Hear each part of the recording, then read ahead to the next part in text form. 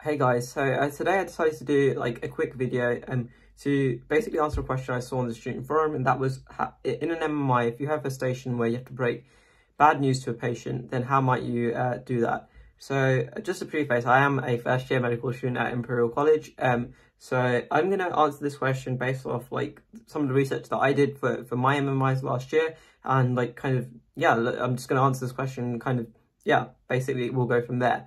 So I've designed a very simple question to explore this concept, and what I'd like for you to do is, so I'm going to pause after I've asked the question, and then I want you to think about like what you would say in return to this if you was asked this in an interview, whether that's online, which is what it will be for you guys this year, or if it's even in person next year. And then I will kind of give my answer, and I'll kind of reflect on a little bit on like what I thought I done right and what I maybe could have done a bit different, or things that, yeah. So without further ado, so the question. So there's a patient, her name is Mrs. Doubtfire, and she is a diabetic patient with type 1 diabetes, and she's an inpatient in the hospital. Unfortunately, one of the nurses that was administering her insulin dose has given her too much insulin. And in result, what's happened is that she became hypoglycemic. So that just means very low blood sugar. And there was a slight risk of coma, but this all happened at night. But then she did sort of become quite stable, and she's been given IV treatment, among other things, and she's returned almost to normal baseline now.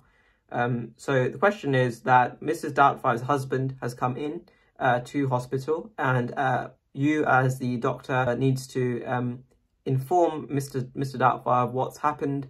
You can choose how much detail to reveal, and yeah, so I would like to hear how you will do that. So please go.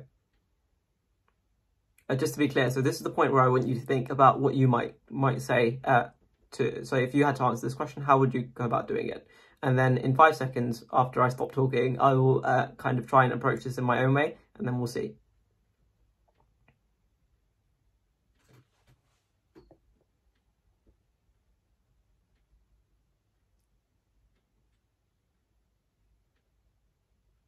Okay, so I hope you've had a brief sort of thought about how you might approach this question. If you need more time, just pause the video here and then carry on. So I'll kind of go and answer this as if I was doing it live, and then I'll reflect on what I thought I did right. So, hello, is your name Mr. Doubtfire? Yes, and can I just check you are Mrs. Doubtfire's husband? Great. Okay, so my name is Dr. Krish, Dr. Krish Gadvi. And before I kind of start talking, I just wanted to be clear. Are you aware of why we're having this conversation today? You are? Okay, great. Okay, so in that case, so I'm sorry that we've had to call you in today. So unfortunately, yesterday evening, there was an incident in the ward, and the result of which, what has happened is that Mrs. Doubtfire has been given more than her regular dose of insulin. And unfortunately, this mistake happened, and with this, there is a risk of some more serious side effects. But I want to reassure you that she has become stable overnight, and she's feeling a lot better, and she's almost sort of back to stable now. We've been giving her some IV among other treatments. So I am very sorry that this has happened. It's unacceptable that mistakes like this happen, but they do. We are kind of looking into this as a team, so there will be a review, and of course, whatever we learn about why this happened, the staff will ensure to make sure that we have practice and training so that this doesn't happen again in the future. Is there anything you'd like to sort of ask me at this point? Okay, so I can understand that you're very angry and upset. And I can understand, of course, the hospital is a place where you come to get well, and you don't hope that these sort of things happen, but it is a mistake, and I'm sorry, I can't reveal the name of the person that's made the mistake, and that's beside the point, because we often look after patient in teams.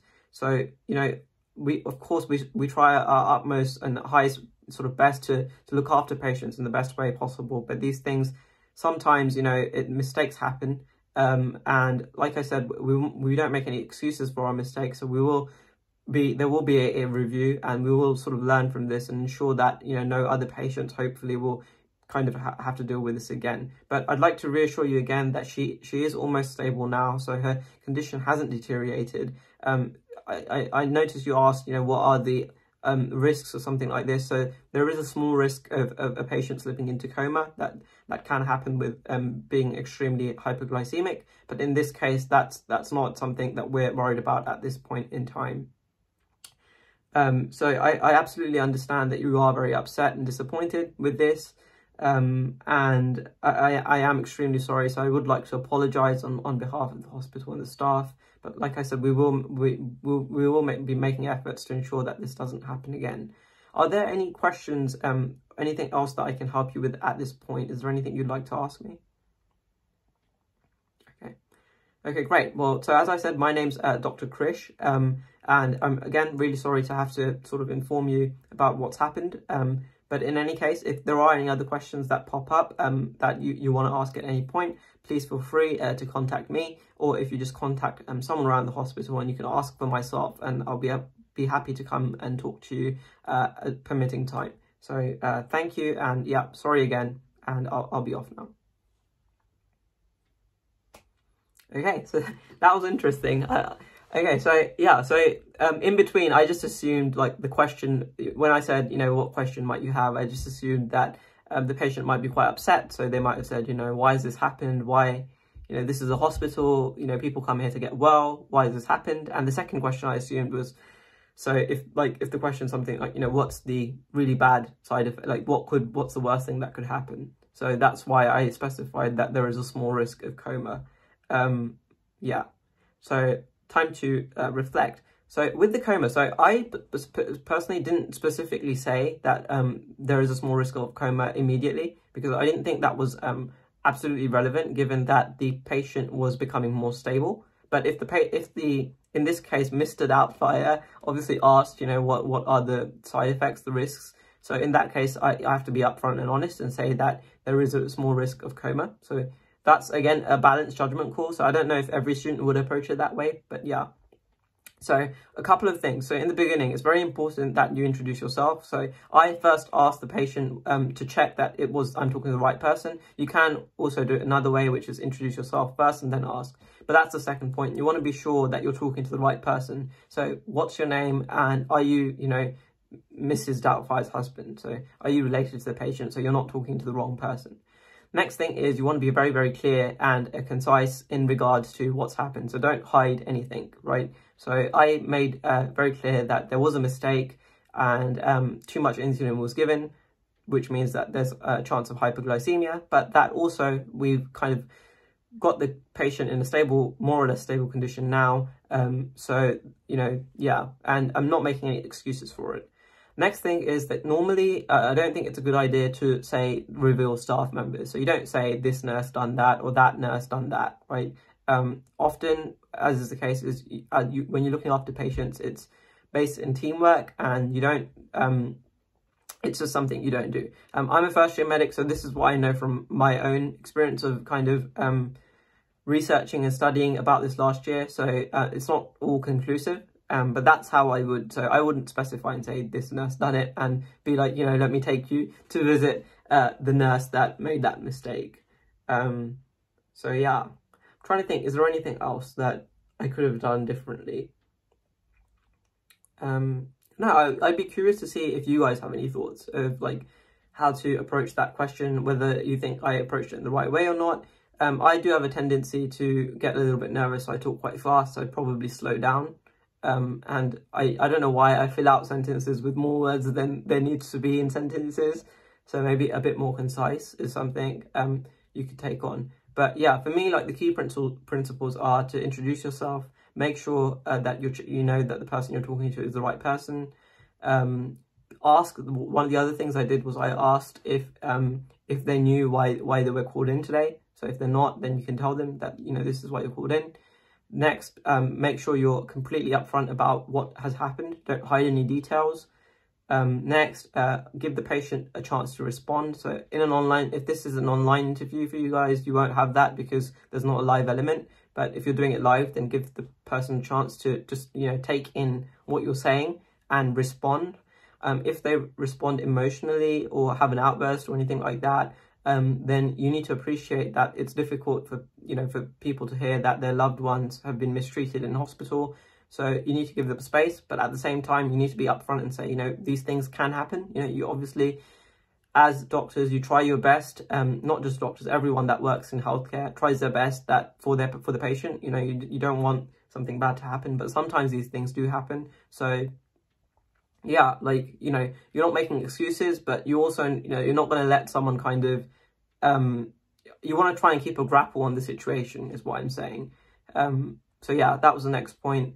Finally, ask if they have any questions. If they don't have any questions, give them your name and remind them of your name and let them know that they can talk to other people and get in touch with you, so that if they have questions at a later point, they can reach you and find out whatever they want to find out. Those are the key points for me. So I'd be curious to know if you guys have any of your own takeaways. And yeah, maybe if you have MMIs that are online, then practice doing this kind of thing to a camera. Obviously, there won't be the kind of gaps of making assumptions of what patients are asking in between, or the patient's relative is asking in between. So it would just be maybe they ask you, just list what you do, then think about those steps.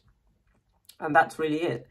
The only other thing I would say, so this was breaking bad news in terms of making a mistake. There's a mistake in a healthcare setting. Obviously, the other form of sharing bad news can be something like if someone has, had some scans done for whatever reason, and the result of those scans show that there are, malignant tumor or cancer or something like that, then how would you go about that?